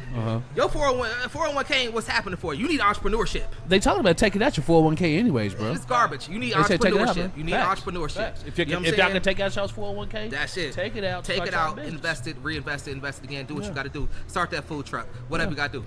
I took mine out and got a house. There you go. Respect. At least you can live in it. You know what I'm saying? and your wife happy. Don't think like that, right. Though, and your wife happy. Cookie cut it out. I was just telling them the other day or the last weekend we was going to the pod, like how my dad explained to me how they stripping their family up. Come on. Versus how we kick our kids out at 18. Come on now. Right. My dad said Mexicans bring in as many people in the house as they can. Man, I heard about that. No, ain't no hurt. I lived that life. Yeah. I lived that life. Yeah, I lived that life. They planned out like, okay, rent's $1,200. We got 12 of us in here. Everybody come off 100. Stack your dough. Bruh. Right. Yes. Chip out one by one. Right. And that strips them, and they throw their extra money in and make a restaurant. Right. A store. I've seen it happen. Back in 2004, I got kicked out of school, so I listened to Kanye West album, College Dropout, and listened to it. Classic album. Classic. Dropped out of college, right? But what happened is I ended up going on this crazy journey, man, where I went from city to city to city to city. Met this guy named Manuel, and he's from El Salvador. Yeah. He was going out to D.C. I was going to D.C. to see my brother, and he was like, "Can I ride with you?" I was on my Ice Cube, like, "Yeah, what can I do?" You know what I'm talking about. Right. You know what I'm saying? Anyway, reference, showing my age. But, so we out here, and I'm like, what am I doing out here? I end up staying with some folks from El Salvador. Like in DC, Alexandria, and we painted houses, dude. Wow. And we lived, like it was 5 of us up in the living room, 5 up in one room, 2-bedroom, and then Roberto and his wife had a room. He was on some journey mission. 12 people. So when people be talking about backpacking, son, like, right? All blessings. So people be talking about they want to make fun of some Mexicans in the van, but what I saw in the few months I was there was them people organize their money. Facts. Within 5 years, each of them was to each have a work truck. Them work trucks be $55,000. We don't be knowing that. Right. They were all to have a skill set. They were all to go out and have their own business within 5 years. And then they were going to buy property piece by piece by piece. So they'll buy a house, they'll all live in. Then they'll buy 2 houses, they'll split up, buy 3 houses, split up, buy 4 houses, split up, and then by the end of like 5-10 years, they all got their house, papers or no papers. Why can't we do this as a people? I've seen it, man. Why can't we do this as a people? Like this, yo, we are wired. But we did this. We did this up until like the 80s, up into the 70s, 80s. We did this when crack came in, crack man. came in, but also we were conditioned to like devalue working together. We talk about these things, but it's a reality when it comes to take principles like Kwanzaa. Everybody in the world practices Kwanzaa, but us. Everybody practices Kwanzaa, but it's but we got Christmas trees all over our crib. Another story on that one. You know what I'm saying? So if we was to practice the principles of Kwanzaa, for instance, and they don't even have a term for it. Most people don't have a term for it around the planet. They just do it. It's called culture. Yeah. If we was to practice those principles of Kwanzaa, look what we can build. And I study, like my best friends, a lot of them are from other countries, and I watch them. Somalia, Mexico, like all over Africa, all over Asia. Don't ask me how, you know what I'm saying, these are my peoples, but these are my peoples, okay?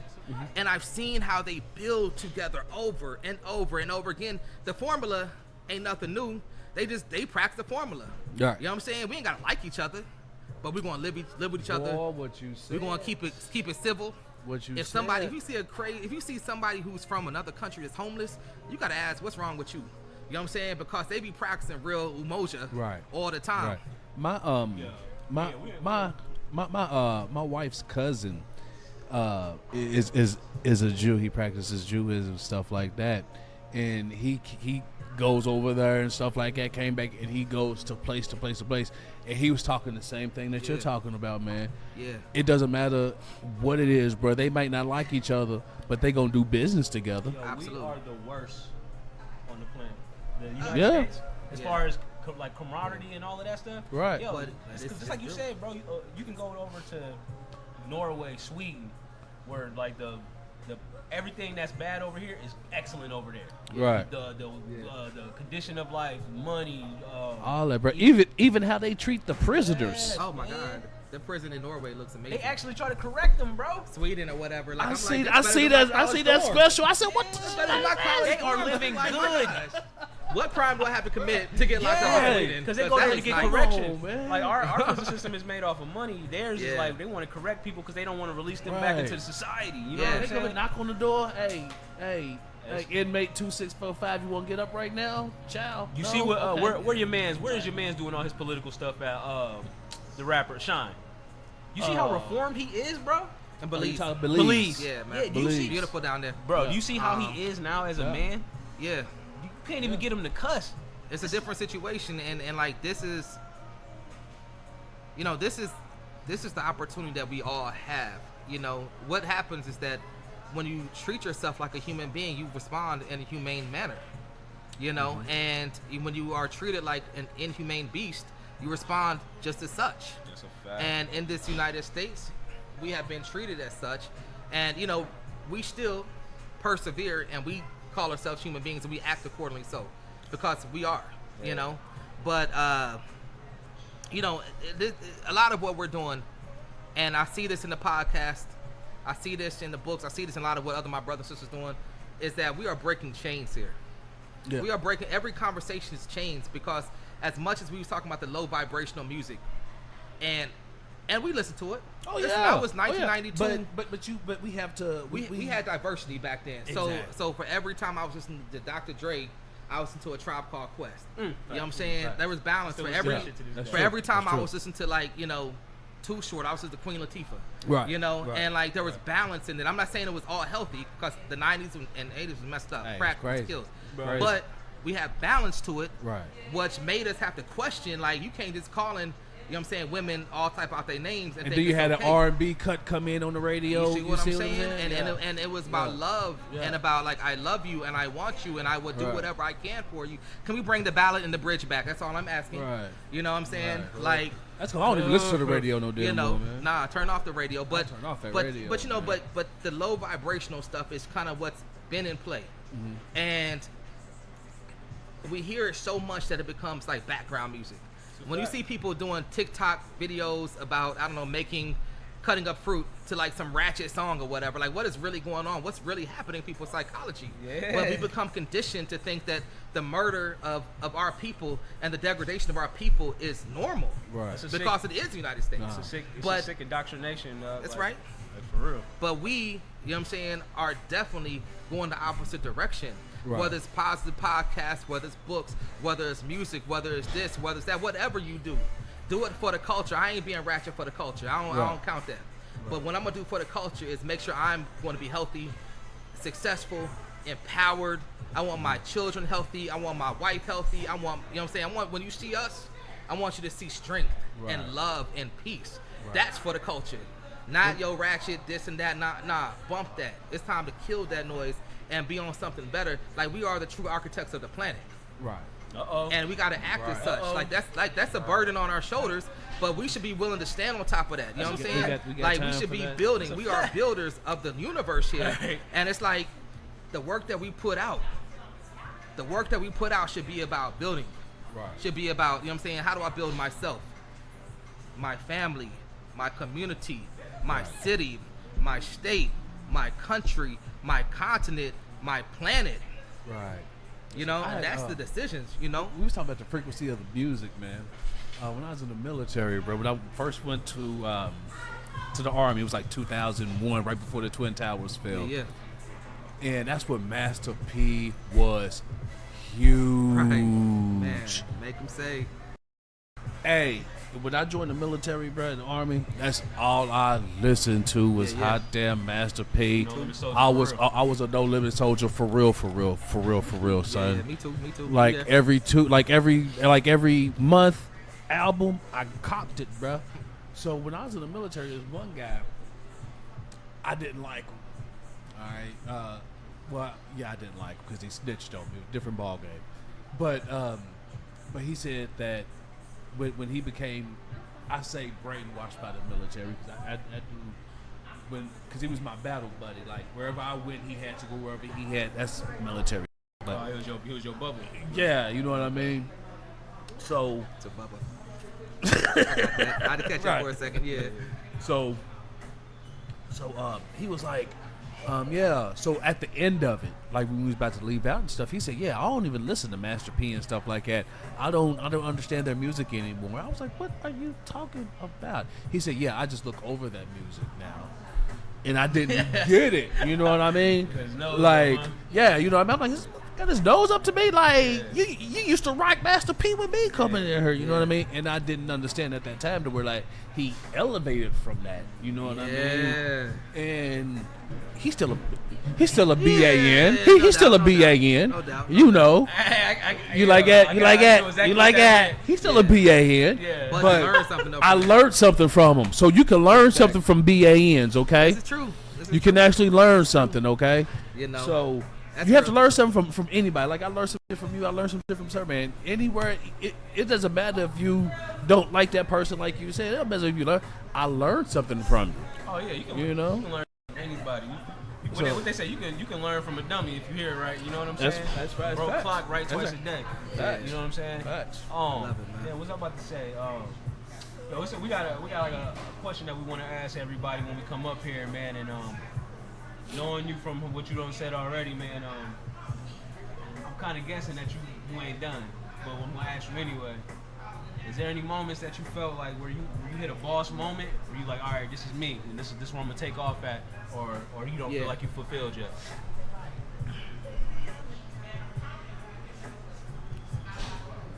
You know, it's weird, man. You know that sometimes you gotta like, they have a saying, fake it till you make it. And I used to say Which that. works for people. But now I realize is that you got to do it till you believe it. Facts. And, you know, many times I question myself. But I'm at the point now where I don't question nothing. I only question the strategy I got to take to get to where I'm going. Yeah. And that was a process, man, because I believe that I was given a product that works. That people take and it does something to their life. Mm-hmm. And if I question any of that, I'm questioning God in that, you know, and that's not where I'm trying to be at. I'm a boss because I wake up. You know what I'm saying? I'm a boss because I wake up. That's right. But you know, everything else from there though, man, is that when I said before, this whole reality is made up. It's imaginary. We're living in somebody's imagination right now. This building is out of somebody's imagination right now. You ever seen Loki? Not on yet. Marvel, you ever seen I Loki? gotta check it out. Look at Loki, bro. Check it As out. at right Pretty sure there. my girl don't see it. You see Loki? I like Loki, man. And if you practice any West African spirituality, Loki is very much equivalent to Eshu. Boy. Yeah. And Boy. you know, my head is Eshu. Okay. You know what I'm saying? I've been practicing for like the past 8 years. That's You what's know, up. so I do recognize that, and it's like this is what we can do. Right. Just as much as somebody can imagine our oppression, we can imagine our freedom. Somebody can imagine, you know, the jails. We can imagine, you know what I'm saying, like opulence, these buildings and spaces. We don't have to be locked in. I go back, one of the things I thought about oftentimes, especially when I went through my ordeal in 2018, 2019, I was so boxed in. I was dealing with the courts, and I'm like, oh my God, why are these white folks trying to take my son away? Right. And, you know, this thing will break you down. But I thought about, it's probably crazy to say this, but I thought about Frederick Douglass. And why Frederick Douglass, right? Because I heard this story, I read a story about him, you know, his autobiography. And this man, you know, he's a little kid. You know, he was probably more than likely the son of the slave owner. He was probably, yeah. This is probably reality. So he was on his plantation and he wanted to read. And so he tricked them. He was like talking to these white kids on the plantation, and probably his brothers or whatever. He was like, man, I bet you don't know what this word is. And they'd be like, you stupid. That's cat. He was like, oh, I'm so stupid. C-A-T. Oh, got You know him. what I'm saying? And he would do this. And this man taught himself how to read. That's what's up. Because he would trick them folks and be like, oh, man, I bet you know how to say this word. And they'd be like, that is conundrum. He'd be like, oh, I'm so dumb. But it's conundrum. Got him. And then as he got older and progressed, he eventually beat the hell out of his so-called owner. Why? You know what I'm saying? Not only did he beat the hell out of him, he dipped, and then he became an abolitionist, became wealthy off of speaking against slavery during slave as formerly enslaved. So it's safe to say that he was the first one to know how to move in a room full of vultures. He ain't the first, but he was an expert at it. But what he realized is that so many of us take on the title of slave, for instance, right? But Frederick Douglass would be like, I ain't no slave. And if that man could literally make a fortune off of speaking against slavery, motivating people during slavery, then what's my excuse? This man imagined the life he wanted. He knew who he was. So in the process of creation, we are defining and redefining ourselves over and over again so that we become the people that we know we should be. And if that man, and I'm not talking about Frederick Douglass, we're talking about all the great brothers and sisters that fought against that, you know what I'm saying, that knew that they was never a slave. Right. Anybody that ran away, they was like, I ain't no slave. I don't know about you over there, Right. but I ain't no slave. Right. And respect to our brothers and sisters that stayed on the plantation. Respect to our brothers and sisters that left the plantation. Everybody had their reasons. I ain't never knocking our ancestors for anything they did, unless you was a traitor or snitch, then you can go to hell. Right. But other than that, you know, we have to look and say, if that man knew that he wasn't a slave, what is our excuse? Right. What is holding us back from our greatness? If that man was great because he knew he was great, he was a boss, whatever term we want to use, he knew he was who he's supposed to be. And we wake up every day and we question ourselves. Man, is this meant for me? Do I deserve this? Can I do this? Well, if you keep questioning, no, it's not for you. There's But just when one you quote. wake up, go ahead. There's this one quote by Frederick Douglass, and he said, "Without struggle, there's no progress." Come on, Ashe. Period. Period. You know what I mean? Period. Bro. He loved, but I think I wondered to myself if he loved the struggle. Yes, it was a hard time, but I think there was something in it. Right. You know, because real like bosses, monsters, whatever you want to call it, we run towards the hurdles now. That's a fact. We run towards the struggle. I used to run away from it. I used to want to like do this. Let me distract myself. Let me play 8 hours of video games. And now I'm like, yo, what's the next one? What's the next book? What's the next this? What's the next that? What's the next elevation to get to where we're supposed to be at? Man, you wake up like this. Intrigued by challenge. And then what the thing is that once you start doing it, right, it becomes a habit, and a habit becomes a behavior, and a behavior becomes part of your character. You could have been a lazy bum, you know what I'm saying, a year or two ago, but now you can't even think about living that life no more. And that takes action. Right. That takes action. Action items. Discipline. Right. That takes doing. That takes focus. That takes intention. And we all got it in us. Right. It takes consistency more Consistency, I almost forgot that word. Yeah. One of my favorite words now. Discipline was my last word last year. Consistency is the one this year. Yeah. That's, I know I talked your ear off, man. I No, apologize, you good, man. Hey, you good. Hey, I'm more impressed that you went and did a whole event, then came and did this. It's like you said, sweat dripping off your head, and yeah, you know what I'm saying. This the thing is that like, so when people ask about, you know, this is what I'm gonna say. Another thing about Louisville is that I became a vendor here.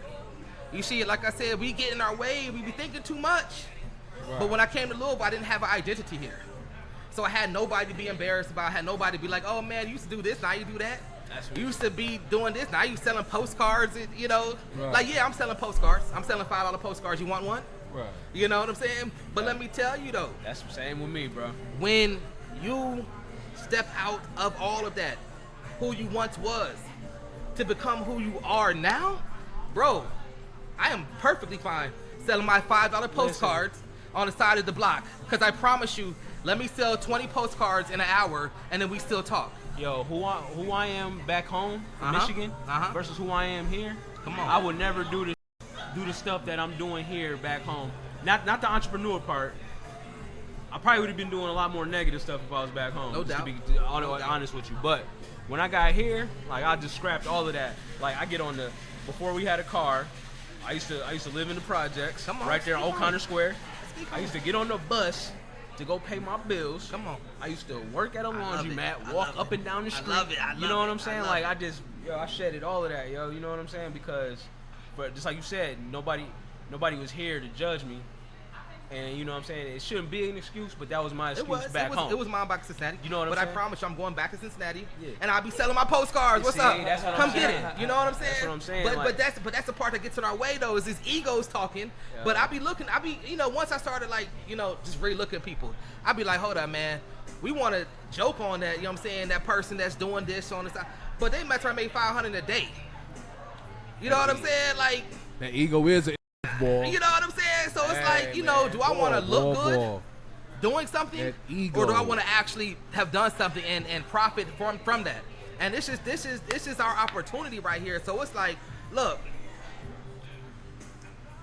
every day we gotta wake up and conquer another goal. Fact. And when it comes to vending, I love vending. I do. I really appreciate the opportunity. That Millionaire Marketplace, they be on Broadway, 4th Street. I gotta shout them out, Nashan, Carlos, that they gave me as a platform and gave other black vendors to come out with what it is they do. They were supportive and loving, and baby, it's gonna be okay, and keep on going. Yeah. And we need that. Yeah, we need that. And the other vendors are like my fam. Like, I know you do. Cool. Now, when it comes to vending, it's such a great opportunity to bring your product out and to see if people like it. It was, to me, I recognized that it was paid. I was getting paid to do product research. Because if ain't nobody buy it, man, I probably should stop selling it or go somewhere else to sell it. Right. Maybe on the wrong audience or I had the wrong product. Either one could be work, both can be true. Who knows? But the vending is good. And it's good when you have good days, good weeks. When you make what you make at your job in a week, you make it in a day. When you make what you make at your job in 2 weeks and you make it in a day, that's an awesome feeling. But see, a lot of folks get comfortable with that. And expect that all the time. Not just expect it, but they think it's just okay. So even if you made, you know, whatever you make, you're okay with that. But for me, you're talking about complacency then. Complacency. But for me at this point, I give thanks for the opportunity to make what I made when I made it, but it's not enough no more. How do we scale? How do we move up? How do we build? You know what I'm saying? I got a concept that was given to me and I'm running with it and nothing else. how do I expand this? Because I don't want to, and I give thanks for being, like, I walk around the city now, and people be like, Brandon, or they be like, you're the comic book guy or the coloring book guy, and I'm thankful for that. It's like wow to me to think that, but I'm not content at this point, and it's okay. This was enough a year ago. Selling 100 postcards in a day was a big deal a year ago. When I went into the library and they sent me the picture of you in the library, yeah, I said, that's my man's. Yeah, give thanks, man. Give thanks that, you know what I'm saying, and literally, very humble guy, man. You know it's all, but it's all imagination, and it was given to me, and I had to get out of my own way and be okay with being uncomfortable and putting my stuff out there to be judged by the world. And some people ain't like it, and some people loved it, and a lot of people loved it. And I would never have known if I would have just stayed in the house, keep on working on stuff, keep on planning stuff. The right time ain't no right time. The right time is always now. And so, yeah, man. What you did was what Juvenile calls jumping off the poach. You see what I'm saying, though? You know what I'm saying? And yeah. that's a lovely feeling, though. Yeah. Because you finally in the game running. Yeah. So many times we be running and our feet be moving fast, and we don't look down and see we on a treadmill. And I've done this. I've been that guy where I'm learning skill sets, and it wasn't for nothing. I'm learning different things. I'm learning skills. I'm learning how to do this. I mean, I literally have had a number of business, startup companies, tech companies, all type of stuff. I had one, Live Learn Exchange, where it was literally how to connect classrooms around the planet. I did this. That's kind of dope. And so I had these high concept ideas. And so for me, it's weird that, like, I had these high concept ideas that required a bunch of people and this and that. I had to work with designers, programs, project management, all type of stuff to create like a proof of concept. And now we winning with coloring books. And the coloring books is coming from my soul and my experience. And it's like, it's crazy to me that it Live Learn Exchange at that time, because I want to bring it back, because I ultimately want to help get black kids out of the United States to see something. So we coming back with it. But it's crazy to think that these high concept ideas didn't take off. But this low concept idea that I was not really even invested in, that was honestly something that to relieve stress, something different to do, this is what has taken off. This is how I've been blessed, but I didn't know. And if I had gotten in my way, if I had said to myself, oh, it's a coloring book, whatever, man, what blessings would I miss? Even coming here to Louisville, I've been a freelancer for a bunch of years. And my older daughter, she's 24. She said, hey, we should meet over at this Shawnee Outdoor Adventure Day over in Shawnee Park.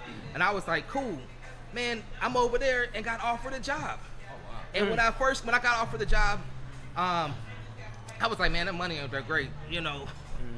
But see, if I had been worried about that, I would have missed out on a position that has took me around the city, that has been relaxing so my mind can think, that I don't have to stress too hard about, that they kind of leave me alone a lot of times. And I work in the forest. It's fantastic. Right. But if I had been worried about the one little thing of, say, the money, then I would have missed out on all these other blessings of meeting great people, being in the literal forest, chilling out. I can walk to the forest before I can walk to the bathroom. That's why it's important to not always force everything. Don't because people confuse, and it's easy to. People confuse stagnation and procrastination. Like, damn, they got the same mask on. You know what I'm saying? Yeah, but come on. And like, you know, like, and that's my thing. That's my procrastination, because it's worse. And I think I be talking this to Rich and my daughter all the time. Like, when you know you can do something, that's when you procrastinate the most. Yeah. You go after something and conquer it when you, like what he was saying, when it's more of a challenge and you ain't did it. Right. You know what I'm saying? But if you know you can go fix this, or if you know you can go do that with ease, you put it to the side, put it to the side. Right. Yeah. And I did that, and I think I probably wasted about a good dime doing that. Of course, we all did. You know what I'm saying? Many of us did. Like, for real. Like for real. Like, I'm supposed to have been a rapper. You know what I'm saying? I mean, y'all can judge me now. Me and my uncle took my whole stepdad house, and she can tell you, and we just out of it. You know what I'm saying? Hey, we thought we was about to be rich. Hey, real talk. Know. She can tell you, bro. Entrepreneurship, man. That's base. You know what I'm saying? Yeah. Like, you know what I'm saying? Like, she seen it all. Like, I tried it all. What was his name from Detroit? White Boy Rick. You know what I'm saying? Like, yo, you can't. That's what I'm saying. If I was back home, bro, I would have been a whole different man. Y'all probably would have seen me on TV for PPP loans or some shit. Right. You know what I'm saying? But that's my environment. This man here. Hey, listen, man. I'm a totally different guy back there, dog. You know what I'm saying? Y'all see my Facebook tag, right? Benny Madoff, right? People think that's my last name for real. That's a play off of Bernie Madoff. Just to show you what I was into back home. I just never changed my name. But anyway, you know what I'm saying? when I got here, it was a whole reset. And let me tell you what. You on the same campus as you, bro? Like, That's a statute of limitation. That's over. I've been out here for 10 years, so we good. You know what I'm saying? It's all over. You know what I'm saying? About it. It was a reset anyway. But look, and that's what I was getting ready to say. 2020, the pandemic was that a was reset. yeah. Financial reset. So you're right. So what resetted me is when I got down here in 2012. I can tell you the exact moment, the exact day, the exact everything. It was June 3rd. Me and my kids, we didn't have no bread. We didn't have nothing. We went downtown, and I took them to the waterfront. You know that little water thing you ain't supposed to get in, but everybody's in that mug. So I went down there, and I'm over here like, damn, this is a nice building. Talking about the Weatherspoon building. Yeah. You know what I'm saying? I'm like, that's nice. It wasn't here last time I came here. This is really nice.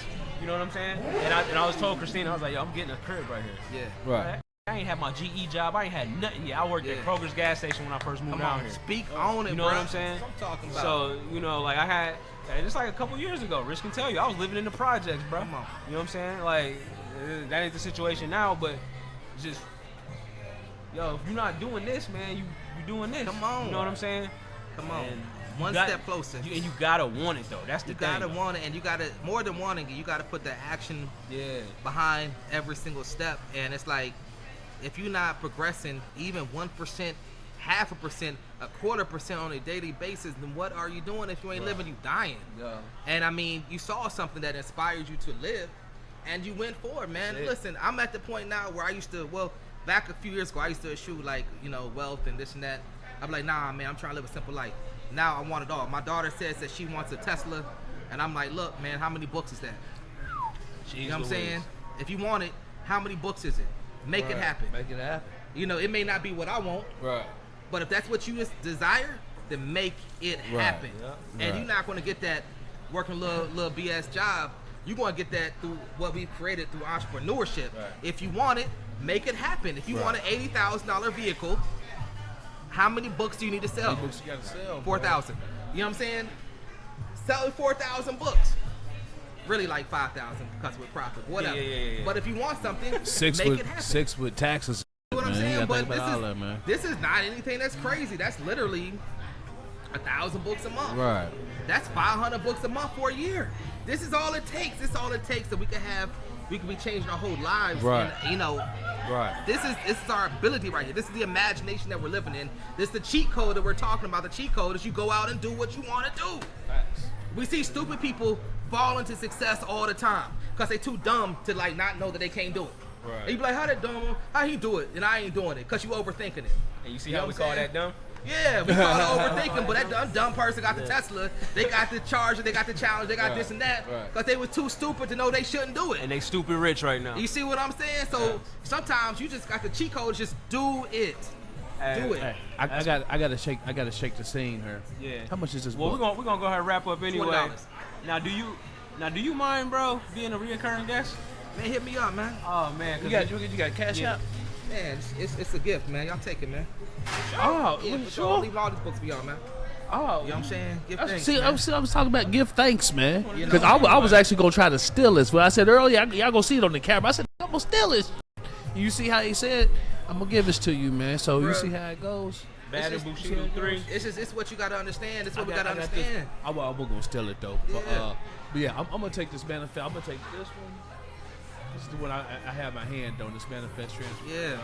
Volume 2. I like this one. All right. So go ahead, man. Go ahead. Well, take this on now, sir, man. No, you know that's how we're gonna do episode 5 right here. I wish, this is my first one. I wish I was as elegant and smooth and professional as Miss Alicia over here.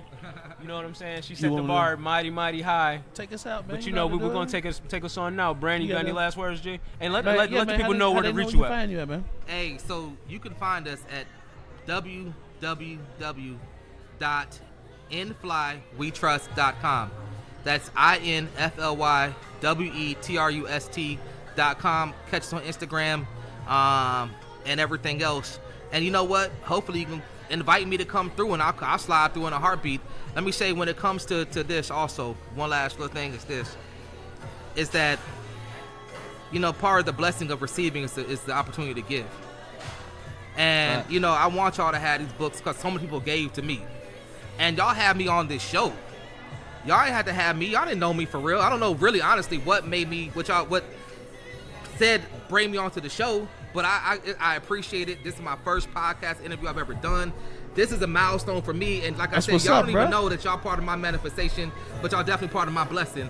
So this little gift to y'all is minor compared to the gift y'all giving me. So thank you for having me. I appreciate it, man. And keep on checking these brothers and sisters out. It's all about positivity, high vibrations, and we manifest the life that we want. Step by step, brick by brick, day by day. And you do it with your friends, you do it with your family, and you do it with yourself, man. So good looking out, and until next time. Appreciate you, brother. Appreciate it, man. I'm Surban. All right, Mr. Magic's up out of here, man. Y'all be good. Have a good night. Drive safe. All that. And stay bossed up, man. We out. Balls.